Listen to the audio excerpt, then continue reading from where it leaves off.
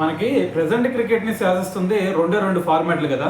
ఒకటి T20 cricket అయితే ఇంకోటి టెస్ట్ క్రికెట్. మరి T20 క్రికెట్లో సిక్స్లు కొడతాం అనేది సాధారణంగా కొడుతూనే ఉంటారు. మరి టెస్ట్ క్రికెట్లో వచ్చేసరికి చాలా అరుదుగా కొడుతూ ఉంటారు. మరి ఈ T20 క్రికెట్లో అత్యధిక సిక్స్లు కొట్టిన బ్యాట్స్మెన్ ఎవరు అంటే కళ్ళు మూసుకొని మీరు చెప్పేస్తారు ఎవరు అనేది. అలా కాకుండా మరి టెస్ట్ క్రికెట్లో అత్యధిక సిక్స్లు కొట్టింది ఎవరు, మరి టాప్ 10 లిస్ట్లో ఉంది ఎవరు అంటే ఏం చెప్తారు, చెప్పలేరు కదా. సో అయితే మరి దీని గురించి వీడియోలో క్లియర్గా మాట్లాడదు. అయితే మరి టెస్ట్ క్రికెట్లో అత్యధిక సిక్స్లు కొట్టిన బ్యాట్స్మెన్ ఎవరన్నా ఉన్నారంటే అది బెన్ స్టోక్స్ అనమాట. ఇప్పటి వరకు బెన్ స్టోక్స్ మొత్తం కూడా 113 మ్యాచెస్ ఆడితే వాటిలో ఏకంగా 133 సిక్సెస్ కొట్టి మరి ఫస్ట్ ప్లేస్లో అయితే ఉండటం జరిగింది.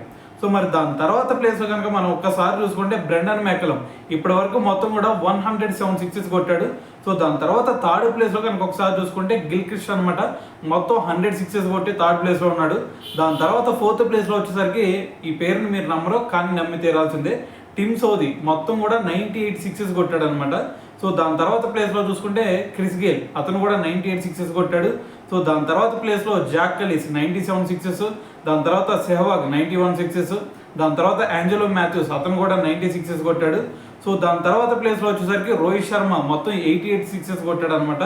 సో దాని తర్వాత ప్లేస్లో చూసుకుంటే మనకి బ్రెయిన్ లారా, సో అతను కూడా ఇప్పటివరకు 88 సిక్సెస్ కొట్టి మరి టాప్ 10 లిస్ట్లో అయితే వీళ్ళు ఉన్నారనమాట. సో మరి దాని తర్వాత మరి మనకి రిషబ్ పంత్ మొత్తం 86 సిక్సెస్ అయితే కొట్టాడు అనమాట. సో ఇంకో 5 సిక్స్లు కనుక కొట్టాడు అంటే మరి 7th ప్లేస్లోకి వచ్చేస్తాడు. మరి ఇంగ్లాండ్ సిరీస్లో మరి కొట్టగలుగుతాడా లేదా? సో మరి దీని గురించి మీరేమనుకుంటున్నారు అనేది కింద కామెంట్ చేయండి.